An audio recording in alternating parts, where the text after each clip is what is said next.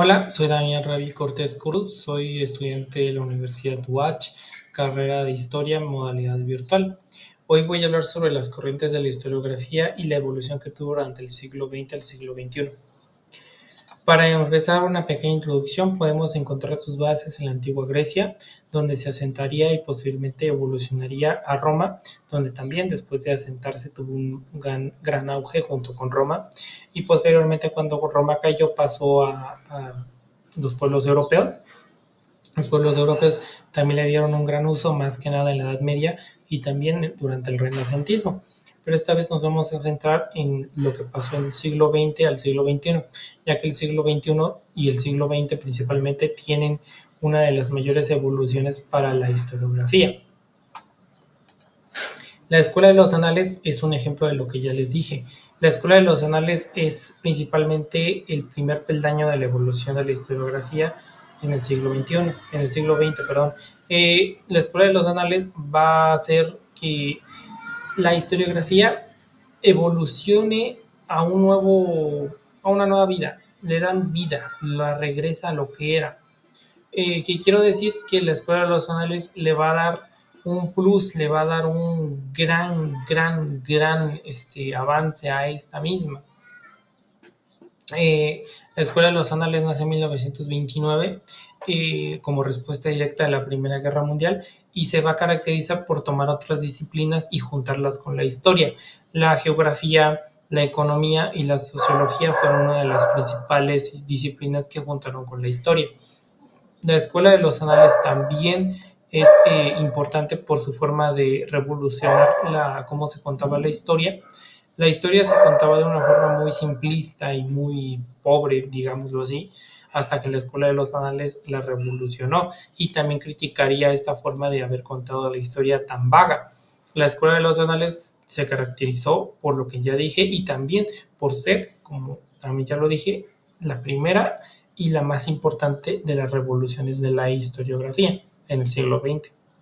La Escuela de las Mentalidades nace de la mano y también espontáneamente después de la Primera Guerra Mundial, pero nace con mucha influencia de la Escuela de los Anales, ya que muchos historiadores de la Escuela de los Anales ayudan a la creación de la Escuela de las Mentalidades. La Escuela de las Mentalidades se va a centrar en la mente de la persona, rescatar lo que se perdió después de la Primera Guerra Mundial, después de que el humano haya sido utilizado como pieza de carne para el frente. La Escuela de las Mentalidades trata de hacer lo mismo que se hizo en el Renacimiento, trata de volver al centro al humano, habla de traer el humanismo del Renacimiento al siglo XX. Después de las barbaries cometidas durante la Primera Guerra Mundial, la Escuela de las Mentalidades se centra en traer de vuelta este tipo de pensamiento al siglo XX, después de varios siglos que se había perdido ya el humanismo y cómo se contaba y cómo se veía el humano. La escuela de la microhistoria y de la historia oral. La microhistoria nace a finales de los años 60, nace durante una época turbia, una época turbulenta. Había muchísimas ideas, una crisis de ideas brutales, la Escuela de los Anales se fragmentó, dejó muchas ideas regadas, entonces no se sabía realmente qué hacer con ella. Pero la microhistoria nace también de forma de espontánea, pero también nace como un frente unido de ideas, es decir, toma ideas y las une por primera vez en esa década.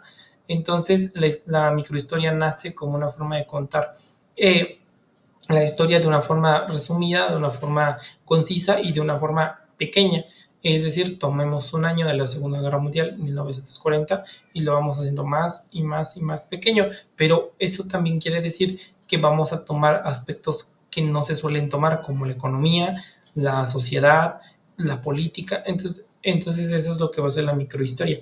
La microhistoria va a tomar un nuevo rumbo y va a ser algo nuevo con lo que ya se tenía después de la crisis de ideas que se tuvo durante la fractura de la Escuela de los Anales. La microhistoria va a ser como una luz al final del túnel para muchos historiógrafos por el hecho de esto mismo, de muchos historiadores, de que al fin tienen algo que hacer con todas esas ideas. Eso es lo que va a pasar. dije, eso es lo que va a pasar en la historia de la Escuela de los Anales, que se va a fracturar y la microhistoria va a tomar muchísimo de estas ideas y va a juntar un frente unido en el que se va a crear esta microhistoria. Ahora bien, la historia oral es lo que estoy haciendo ahora mismo, que es explicando todas las escuelas y toda la evolución que tuvo la historiografía en el siglo XX al siglo XXI.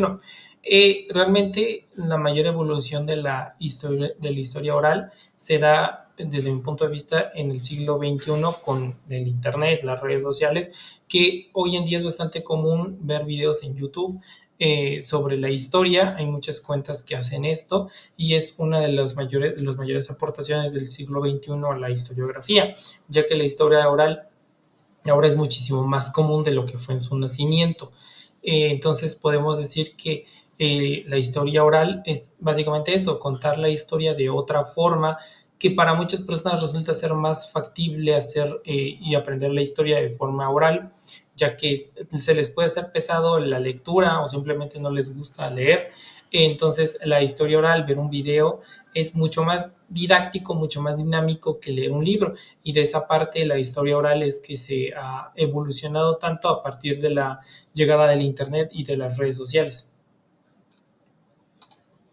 El giro lingüístico y la posmodernidad. El giro lingüístico simplemente es de la mano de Richard Rorty, que es una nueva forma de implementar la filosofía. Es decir, nos dice Richard que para nosotros tener pensamientos tenemos que tener lenguaje.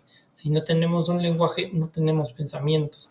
Y es que es parte de la posmodernidad, este giro lingüístico, que por eso se llama giro lingüístico. Entonces, es parte de la posmodernidad y también la posmodernidad va a tomar muchos aspectos de este giro lingüístico para implementarlos en su corriente. La posmodernidad se toma desde la Segunda Guerra Mundial, finalizando la Segunda Guerra Mundial. La Segunda Guerra Mundial dejó muchos crímenes expuestos, desde los campos de concentración hasta el bombardeo nuclear de Hiroshima y Nagasaki. Entonces la posmodernidad lo que va a ser criticar ese tipo de acciones y también de hechos llevados a cabo por todas las potencias durante la Segunda Guerra Mundial. Y obviamente la posmodernidad también tendría mucho que ver durante los años que pasaron y que venían apenas. Es decir, la posmodernidad toma muchísimo de los acontecimientos que pasaron en el siglo XX. La Guerra Fría, el choque entre soviéticos y estadounidenses, la amenaza de una guerra nuclear, pero sin duda el año que para la posmodernidad fue el más influyente para esta corriente fue en 1968, ya que tenemos la invasión de Praga por parte de los soviéticos, la primavera de Praga. Tenemos también en México uno de los mayores acontecimientos con respecto a esto, que fue la matanza de Tlatelolco, la matanza de los estudiantes, la represión de los estudiantes durante el mandato de Díaz Ordaz por parte del Batallón Olimpia. Entonces la posmodernidad sí es algo que va a afectar directamente a muchos países. La posmodernidad se va a centrar en las guerras que hubo después de la Segunda Guerra Mundial, en los movimientos sociales, en cada parte del siglo XX. La posmodernidad estaba ahí y estaba latente criticando, estaba latente diciendo que eso era imposible, eso era simplemente inconcebible, que no debía de pasar. Entonces la posmodernidad siempre estuvo en constante choque con lo que pasaba en el siglo XX. Para finalizar, como hemos visto, la evolución de la historiografía ha sido demasiado importante para nosotros, ha sido demasiado importante para al menos los que vemos de este lado de la historia, por el hecho de llevar a cabo giros muy drásticos en esto y más en el siglo XX y el siglo XXI. Podemos decir que fueron 2 siglos de muchos avances, de nuevas de nuevos frentes, fueron un gran giro para la historiografía. Entonces, como cierre de este video es que la historiografía ha evolucionado y seguirá evolucionando por siempre. Nunca va a dejar de evolucionar. Gracias.